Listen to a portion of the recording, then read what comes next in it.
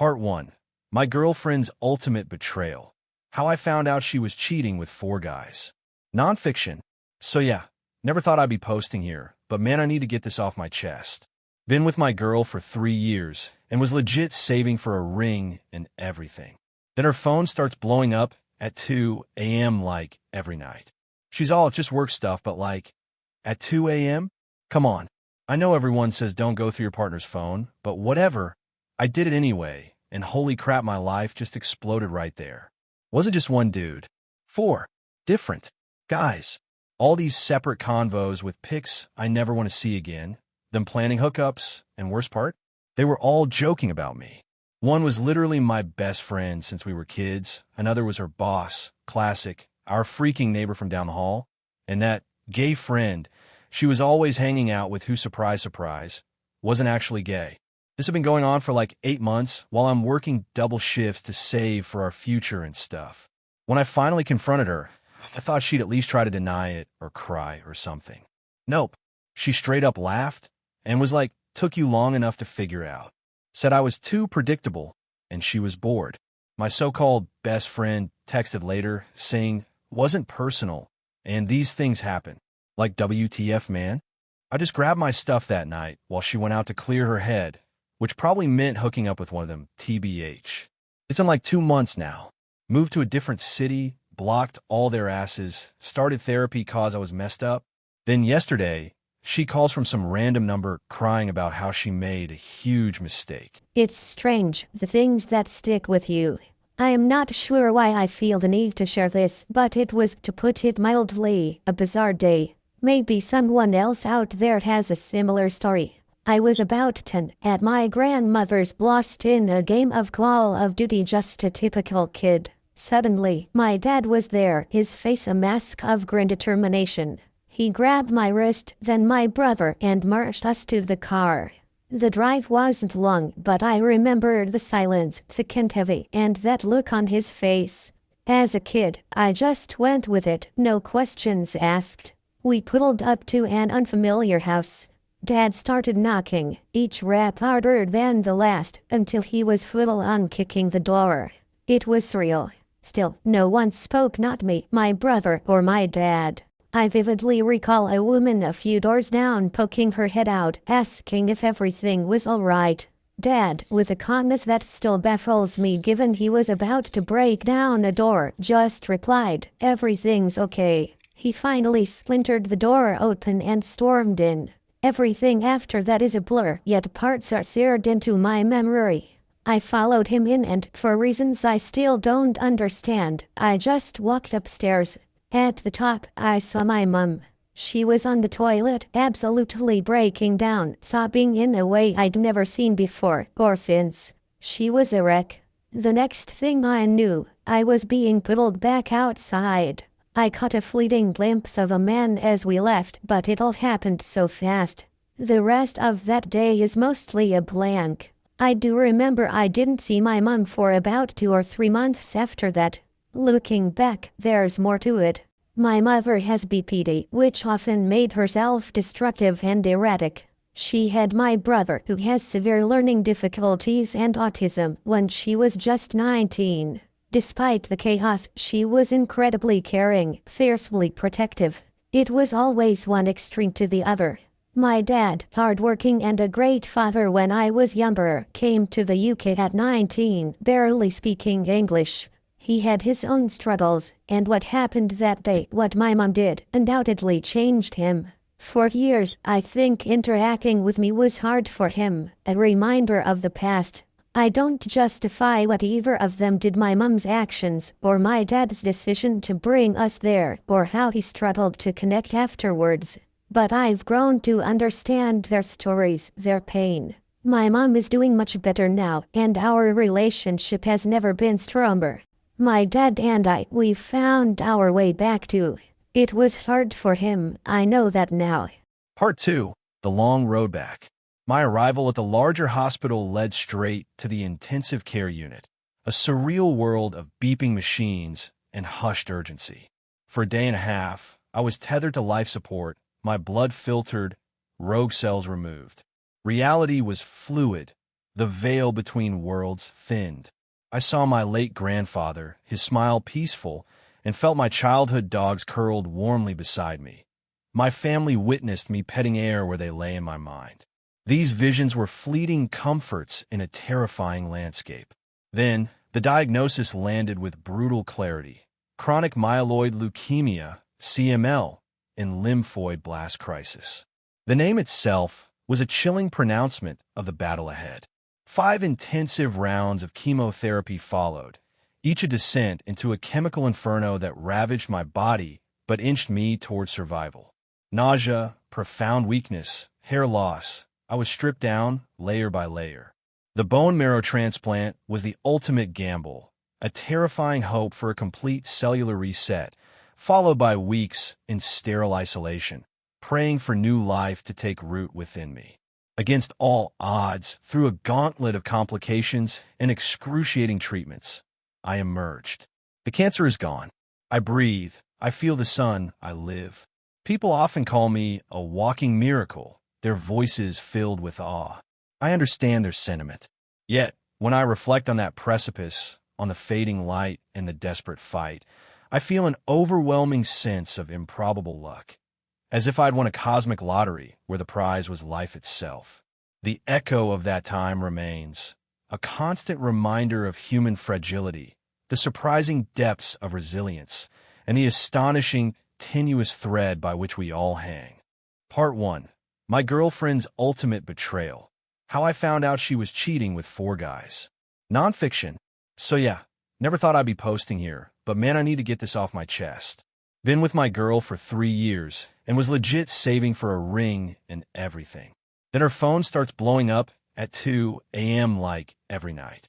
She's all just work stuff, but like, at 2 a.m.? Come on. I know everyone says don't go through your partner's phone, but whatever. I did it anyway, and holy crap, my life just exploded right there. Wasn't just one dude. 4 different guys. All these separate convos with pics I never want to see again, them planning hookups, and worst part, they were all joking about me. One was literally my best friend since we were kids, another was her boss, classic, our freaking neighbor from down the hall, and that gay friend she was always hanging out with who, surprise, surprise, wasn't actually gay. This had been going on for like 8 months while I'm working double shifts to save for our future and stuff. When I finally confronted her, I thought she'd at least try to deny it or cry or something. Nope. She straight up laughed and was like, took you long enough to figure out. Said I was too predictable and she was bored. My so-called best friend texted later saying, wasn't personal and these things happen. Like WTF, man? I just grabbed my stuff that night while she went out to clear her head, which probably meant hooking up with one of them, TBH. It's in like 2 months now. Moved to a different city, blocked all their asses, started therapy cause I was messed up. Then yesterday, she calls from some random number crying about how she made a huge mistake. Part 2. The aftermath. Some betrayals leave scars too deep to heal. After everything she did, after the lies, the manipulation, the humiliation, I honestly thought I was done with her. I thought blocking her, changing cities, and starting therapy would be the end of that chapter. But life's messy, and sometimes the past doesn't stay buried. When she called from a random number, I almost didn't pick up. Something told me not to, but curiosity got the better of me. It was her, crying like I hadn't heard in years. She said she made a huge mistake, that everything fell apart. Her boss, who she thought she had some kind of future with, dumped her after getting what he wanted. No job, no security. The neighbor moved out. Apparently his wife found out everything and kicked him to the curb. My ex-best friend got exposed by his own girlfriend and lost her too. And the so-called gay friend ghosted her as soon as things got real. Now she's alone, panicking, realizing that maybe I wasn't so boring or predictable after all. She said she missed me, that I was the only one who ever truly cared, that she'd do anything to fix things. But you can't fix this. You can't rebuild something that was never real to begin with. Trust is like glass. Once shattered, even if you glue it back together, the cracks remain. I told her I hope she finds peace, but I'm not the guy she can come back to. Not after everything. I didn't yell. I didn't cry. I just let go. And honestly, that felt like the real closure. Now, I'm focused on healing. I've got a decent place, a few new friends, and I'm slowly learning how to trust again. Not just others, but myself. Because for a while, I blamed myself.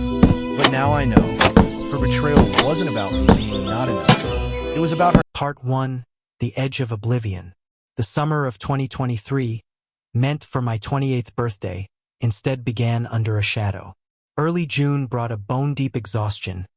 Climbing stairs left me gasping. Worse was a persistent, cold whisper in my mind. You are going to die soon. Not panic, but a settled, somber certainty.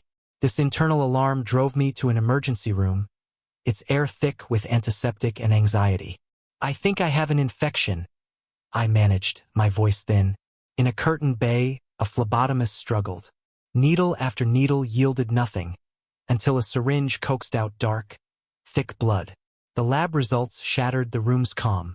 Staff faces shifted from concern to shock.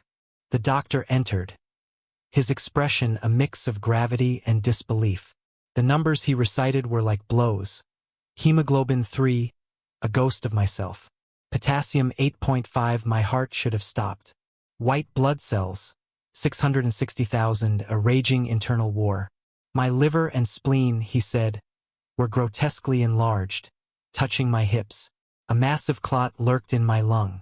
He stared, awestruck.